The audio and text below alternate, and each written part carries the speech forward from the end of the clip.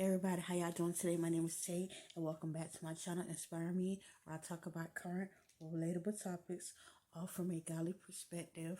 And today's topic is called "It Will Be Well."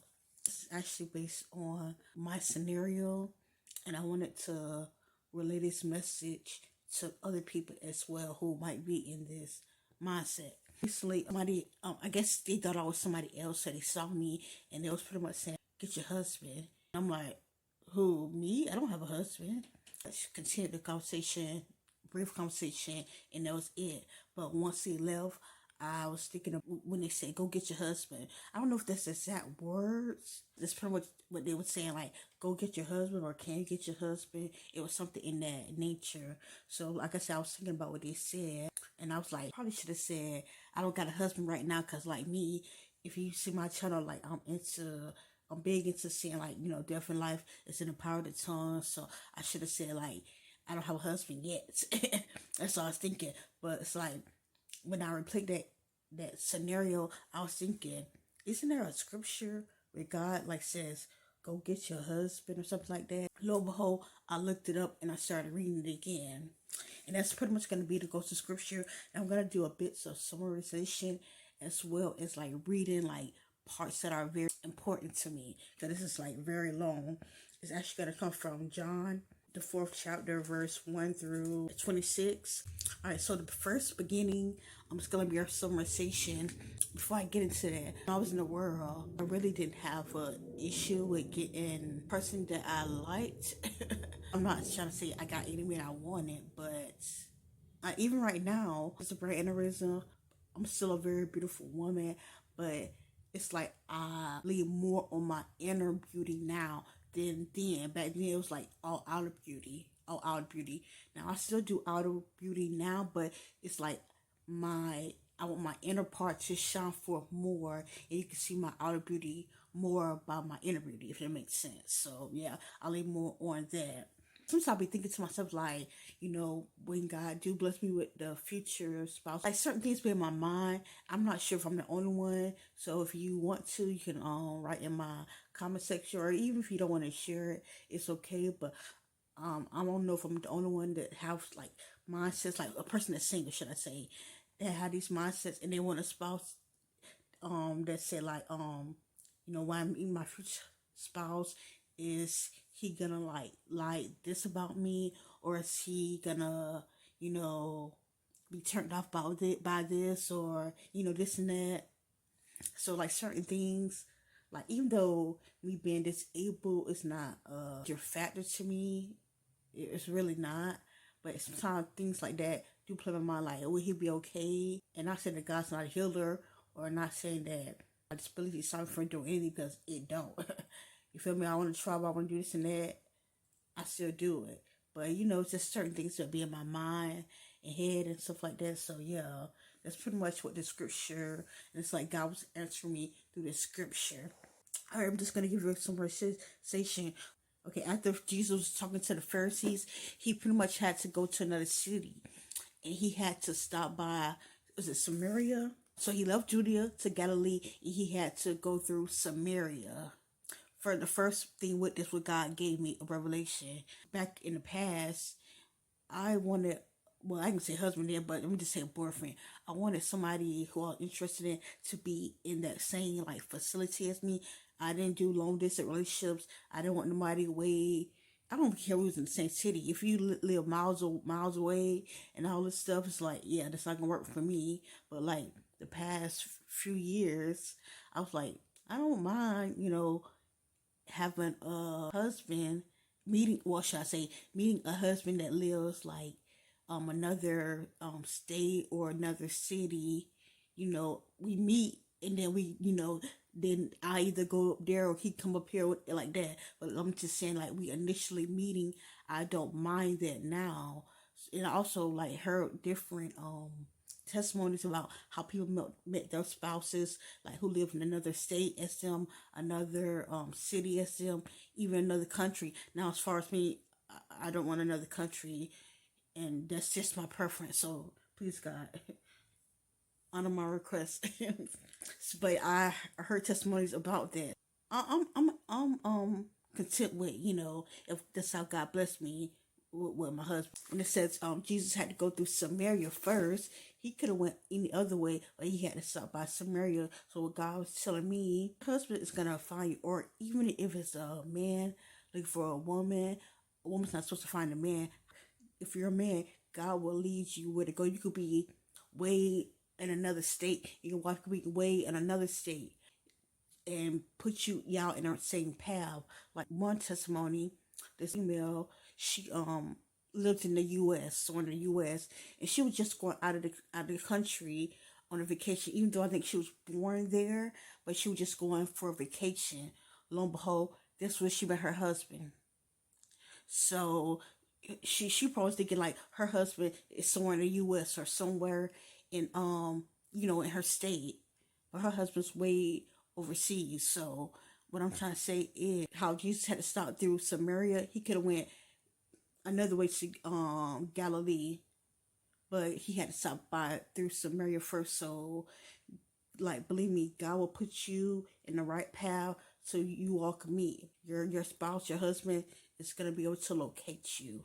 It said Jesus got tired and he pretty much stopped and sat by a well. At that time, he saw the woman. They called her the woman in the well. He saw her at that time, and she pretty much just drawing a pitcher of water. It's funny to me how it said he asked the lady for a drink of water, and it says his disciples had gone away into the city to buy food. Now, to me, I don't feel like that was a coincidence that at the exact same moment when his disciples was into town and they couldn't give him water, because believe me, he could have got asked them for the water. They could have got it from the well, but there was nowhere around. So maybe God wanted that him and that woman to be left alone so he could talk to her and minister to her. By his disciples being in the way, they would have been probably a distraction, and he probably wouldn't be able to talk to them. That's what I pretty much perceived. So when he asked the lady to give him a drink of water, the lady was like shocked, like, you a Jew and I'm a Samaritan. That's usually not common. Like, you Jews don't talk to Samaritans. And that's another revelation God gave to me. Your spouse, it could be your husband, it could be your wife. They could be like, you interested in me? Like, you actually find me interested and you want to be with me? And I'm not to say that your spouse is unattractive. Your spouse is just like, I wouldn't even talk to them. Yeah, sorry if it look a little different. I had to pretty much switch phones. Me finna sell me enemy. But yeah, even though I know I'm not an attractive person, however, like I said, certain things do like go in my head. How, like I said, how I perceive this, like your spouse might say, you actually interested in me? Or they might be surprised when you approach them. And like I said, it's not to say that you're unattractive and it's like you're like, gee, it's not like that. But I guess they probably would normally look at you or normally be attracted to you. Like, you're not their preference, not always here. Like, your spouse is not your type. And like I said, it's not saying that you're just far out of the league as far as just not being attractive at all. And it's like, I want to give you the time of day. It's not like that. It's just like, say for instance, you like tall women. Like, all the women you like is tall, but your spouse is short. And it's like,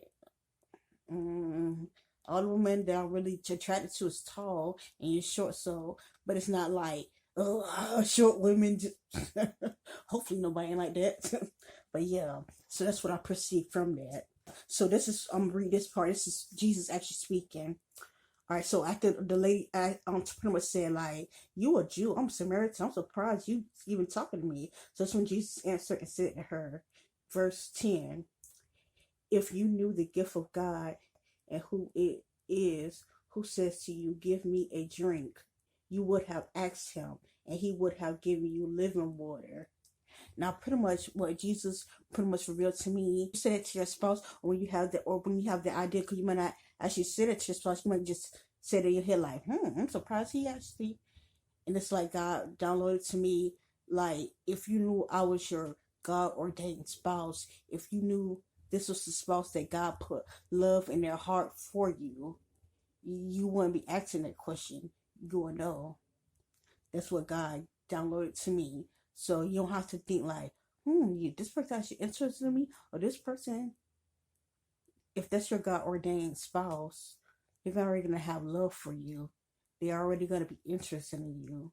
You don't gotta question it. You might have to question that with other men and women who God didn't give to you because they're not your spouse.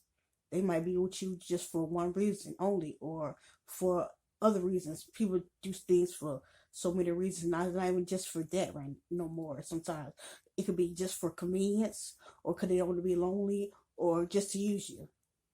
There's so many things. But like God's on this thing where God's giving me revelation, it's like if you knew this is the God, your God ordained spouse who God bless you with, you won't be asking that because they will automatically have love and interest from you. Lady was pretty much telling Jesus like you have nothing to like get the water, get the water out of with. So pretty much Jesus told her like whoever drinks of this water, they're gonna still be thirsty. They're gonna thirst again. But the water that you get from me, you will never thirst. And pretty much the revelation God gave to me, if you choose those other spouses that I didn't ordain, whether you're a man or a woman, if you choose those other people that I didn't ordain, of course you're going to be thirsty. Of course you're going to be lonely. Of course you're going to seek out another relationship.